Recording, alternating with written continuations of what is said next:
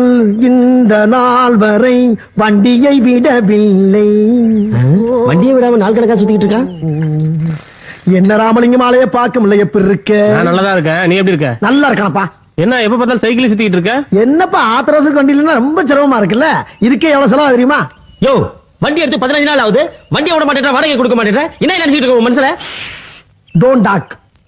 போர்டுல என்ன எழுதி போட்டிருக்க? சைக்கிள் வாடகைக்கு விடப்படும். அதானே எழுதி இருக்க. என்னைக்கு வண்டி எடுக்கணும், என்னைக்கு விடணும்னு எழுதி போட்டிருக்கேன். அன்னைக்கு வண்டி எடுக்கிறப்ப வண்டியை விடுறப்ப வாடகை கொடுத்தா போகும் தானே சொன்னேன்.